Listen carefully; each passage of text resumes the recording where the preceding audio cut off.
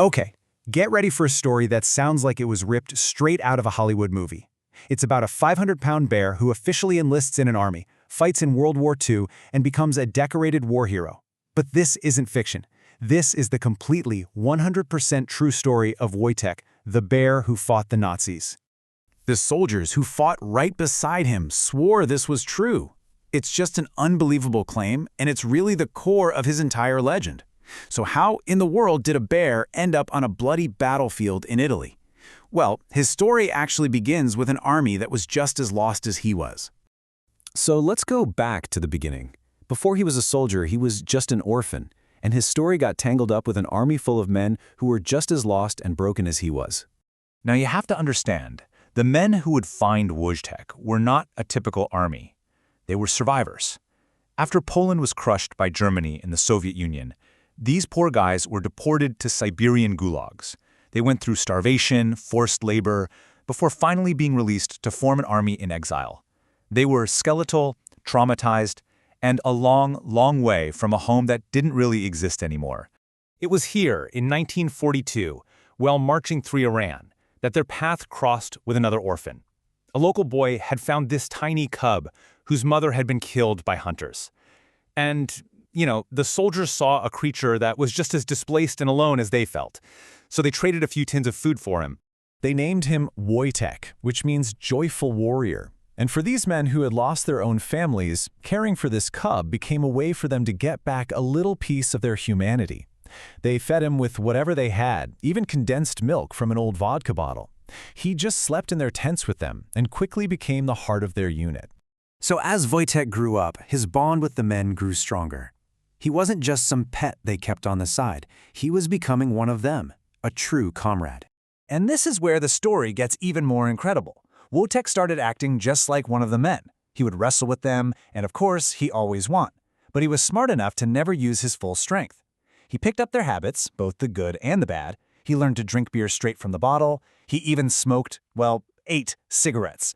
He just became this amazing morale booster, a source of laughter in a world that really had none. So the Polish I Corps was finally getting their shot to fight the Nazis on the front lines in Italy. But there was a massive problem. British military regulations were strict. No animals allowed on their ships. It looked like they were going to have to leave their beloved Wojtek behind. But these soldiers refused. No way. So they came up with this brilliant and totally absurd solution. They officially enlisted him into the army. I'm not kidding. Private Wojtek was given a rank, a paybook, and a service number. So when the transport officers checked the manifest, all they saw was another soldier's name. And just like that, Private Wojtek shipped out to Italy. He was about to enter one of the deadliest, most difficult battles of the entire war, and it's right here that his legend would be forged in fire. The battle for Monte Cassino was an absolute nightmare.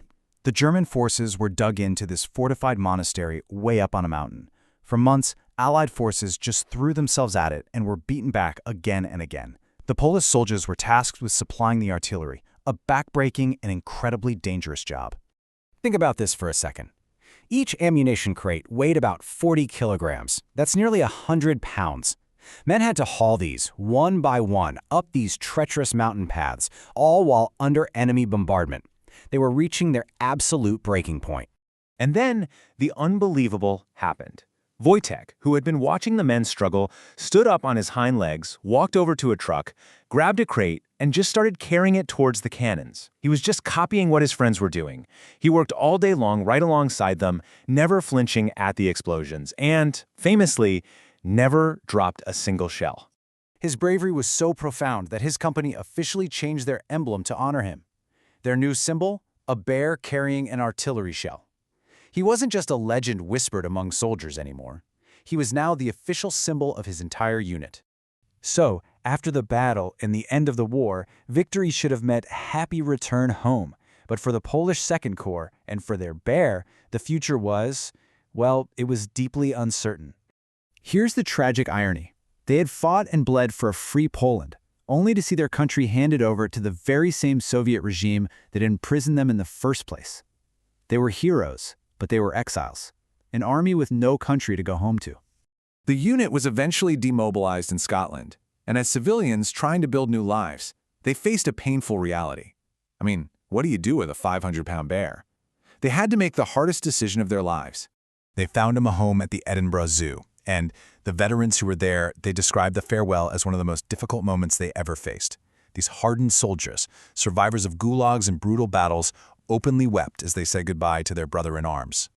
But even though his military career was over, Wojtek's story was really just beginning to capture the world's imagination. He became a powerful symbol of loyalty and resilience.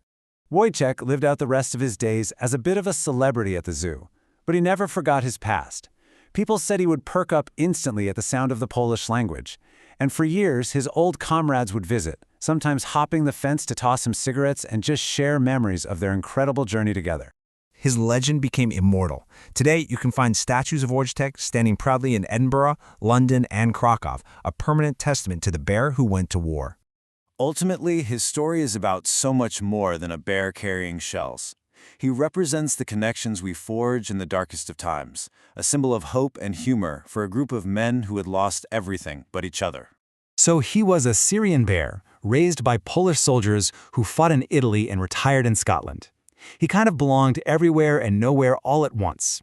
His story really forces us to ask, is home a place on a map, or is it something you find in the hearts of those who call family?